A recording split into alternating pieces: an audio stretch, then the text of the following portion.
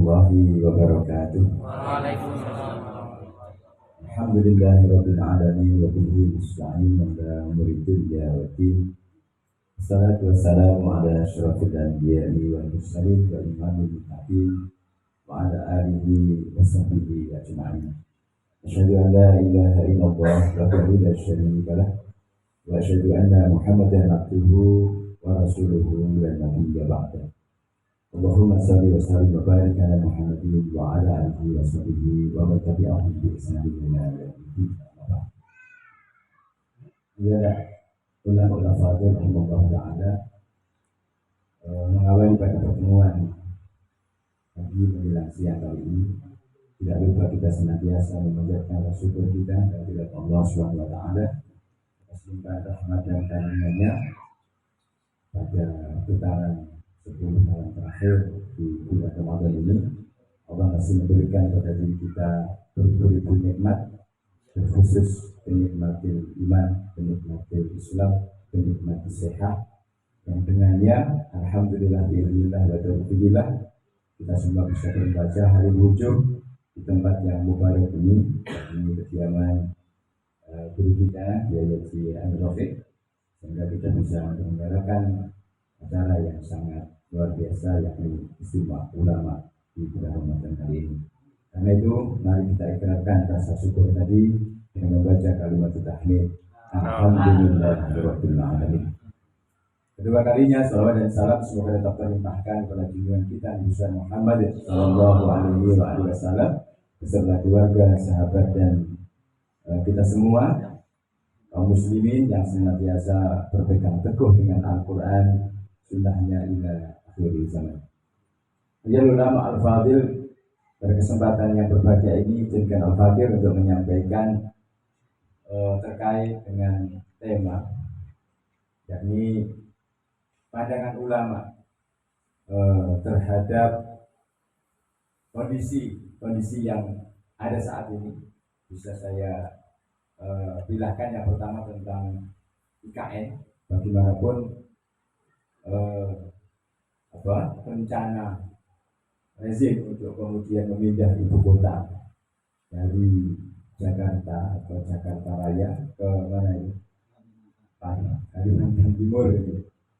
Ini adalah suatu perkara yang kita tahu kemarin sudah berupa undang-undang, sudah disahkan itu, sudah diketok palu istilahnya dalam waktu yang kayaknya yang super singkat gitu.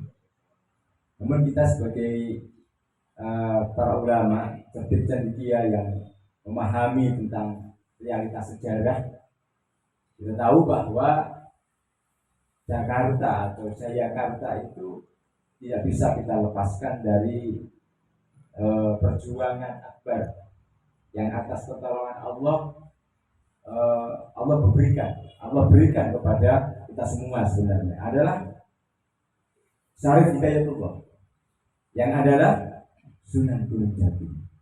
Tatkala beliau mengkoordinir Kesultanan Cirebon waktu itu, kemudian berhimpun dengan Demak sekaligus dengan Banten. Dengan 3 kesultanan itu kemudian berkerahkan kekuatan armada perang, yakni angkatan laut, itu kemudian bisa menaklukkan ibu kota di waktu zaman Portugis waktu itu ya, yang kemudian dirubahlah ya. Ada mereka sudah kenapa dikatakan belum Batavia ya, waktu itu ya, belum Batavia itu. Nah kemudian dengan sebutan Jayakarta, yang tentu sebutan Jayakarta yang kemudian berubah menjadi Jakarta ini tidak terlepas dari suratul Fath yang Allah tegaskan, a'udzubillahi minasyaitonirrajim, inna fatahna laka fatham mubina. Inna, sesungguhnya kami, fatahna laka, kami telah menaklukkan bagimu, membukakan bagimu, fatham mubina, yakni penaklukan atau kemenangan itu yang nyata. Artinya dari sekalian, Jakarta itu di samping secara infrastruktur sudah lebih dari cukup begitu, bahkan dibuatkan kereta cepat juga yang biayanya juga sangat besar ya. Terus nanti mau dipindah ke hutan belantara sana coba ini. Tentu ini bagi seorang muslim mengingat perjuangan Sunan Gunung Jati, muri-muri leluhur dalam arti peninggalan para ulama kita, tentu ada nilai histori sendiri yang karenanya kita muslimin harus memiliki kesadaran, ya.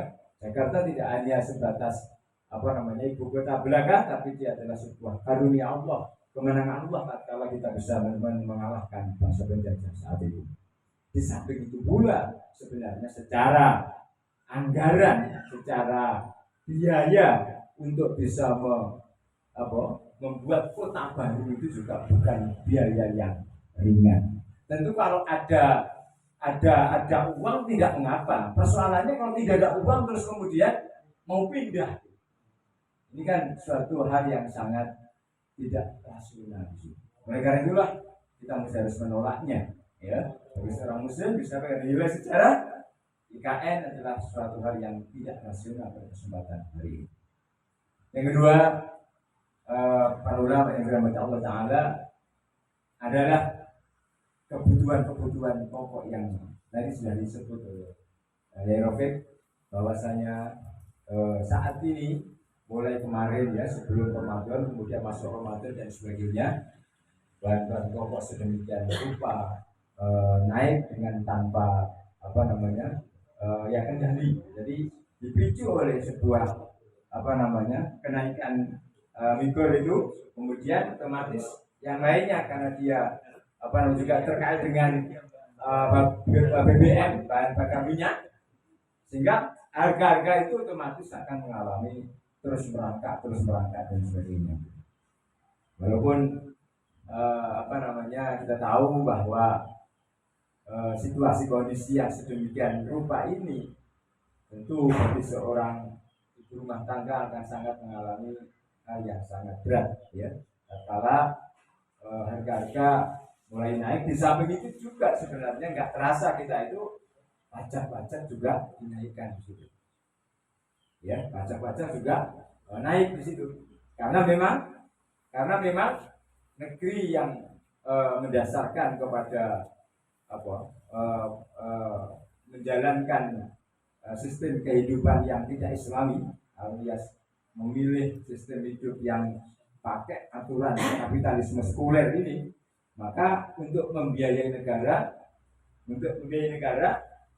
yakni tumpuannya adalah berdasarkan pajak. Tentu ini sangat berat, ya, bagi warga bangsa untuk bisa memperoleh hidup yang longgar atau yang berkecukupan atau mengalami kesentaraan. Itu akan mengalami situasi yang sangat sulit. Nah, oleh karena itu nanti sekalian, hal-hal seperti ini betul, ya. Jadi kita mesti, para ulama harus tampil ke depan untuk memberikan pandangannya, karena ulama itu memiliki bekal pengetahuan untuk itu. Ulama memiliki ilmu untuk itu, bagaimana mengelola negara ini dengan baik. Tentu mengelola negara dengan baik dengan apa? Dengan Islam kafah. Kalau ulama bila mana diminta pendapatnya untuk mengelola negara dengan prinsip kapital sekuler, ya bukan bidangnya. Itu orang sana, itu orang luar itu. Ahli ekonominya, ya, ahli itu memang orang sana. Tapi kalau tentang Islam kafah, ya, dan ini yang mestinya harus dijadikan sistem hidup untuk mengelola dunia ini. Tidak hanya kita di negeri ini yang mengalami nestapa ini, tapi mobil khusus negeri ini merasakan luar biasa dampak daripada penerapan ideologi kapitalisme. Jadi ulama al-fadil, kalau kita ringkas bahwasanya malapetaka ini paling tidak ada dua hal. Yang pertama adalah memang kita mendapatkan pengelola negara yang tidak kompatibel, yang tidak profesional, sehingga mengendalikan harga-harga itu kalah dengan yang namanya pengusaha. Padahal dia di tangannya itu ada kekuasaan, di tangannya itu ada otoritas untuk bagaimana mensejahterakan rakyat. Tapi apa yang terjadi? Karena tidak memiliki kemampuan yang semestinya, dan kita semua sudah tahu itu, sehingga kalah. Bagaimana pernyataan para pejabat teras negara yang tadi seperti anjuran untuk merebus, anjuran untuk dan lain-lain. Itu suatu hal yang betul-betul sangat kita sesalkan. Amin. Itu yang pertama, yakni sopirnya juga memang harus kita kritisi. Ya, ibaratnya kita mengendaraan itu kerusakan itu ada pada satu adalah sopirnya atau penguasanya, kedua adalah tentang kendaraannya, yakni sistem yang dijalankan untuk mengatur negara itu. Nah inilah dari sekalian sudah jelas, sudah kasat mata betapa kapitalisme sekuler ini tidak bisa menghantarkan kepada cita-cita berbangsa dan bernegara. Keadilan sosial dan sebagainya itu tidak bisa terwujud dengan sistem ini. Karena itu sudah mestinya untuk kemudian para ulama tampil ke depan memberikan apa? Tata dunia baru. Kalau kemarin John Biden itu mengemukakan tentang tata dunia baru, walaupun ini sudah mereka buat waktu kekalahan Soviet tahun 1991 dulu, tapi mereka masih mencanangkan kembali atau menguatkan kembali tentang tata dunia baru, yakni mengikuti Amerika. Nah kita para ulama yang notabene adalah warasatul anbiya harus betul-betul itu bisa merumuskan alternatif apa kalau sudah kapitalisme sekuler ini tidak berhasil untuk mengantarkan semua masyarakat ini untuk menuju badah riba walaupun betul. Karena itu proposal kita adalah penerapan Islam kafah. Inilah Islam. Jadi yang kedua, sistem yang kita tawarkan adalah sistem Islam. Ini yang bisa menjawab, dan ini ulama harus tampil ke depan untuk memberikan pencerahan kepada masyarakatnya, sehingga kalau bulan Ramadan yang dibahas tidak hanya etikaf saja, tidak hanya tafakur di masjid saja, tidak hanya kemudian sifatnya ubudiyah ritual, tapi harus sampaikan pencerahan kepada masyarakat. Inilah pentingnya Islam tampil ke depan untuk memimpin dunia dengan penerapan Islam kafah ini. Nanti sekali yang dirahmati Allah Subhanahu wa taala. Kenapa? Karena memang di dalam pandangan Islam pemimpin yang diamanati untuk mengelola negara ini nanti akan dimintai oleh Allah tanggung jawabnya. Kullukum ra'in wa kullukum mas'ulun an ra'iyatihi. Setiap kalian itu adalah pemimpin dan nanti akan dimintai tanggung jawab pimpinannya.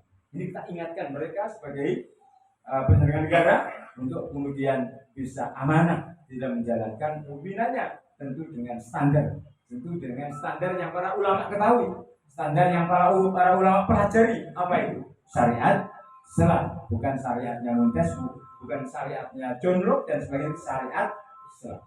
Kalau sekarang belum terwujud, saatnya bersama-sama agar kemudian tata dunia baru ini muncul, yakni dengan tegaknya Islam kafah. Takbir. Allahu Akbar. Demikian soal yang bisa saya sampaikan. Mohon maaf atas segala kekurangannya. Hadanallahu wa iyyakum ajmain. Assalamualaikum warahmatullahi wabarakatuh.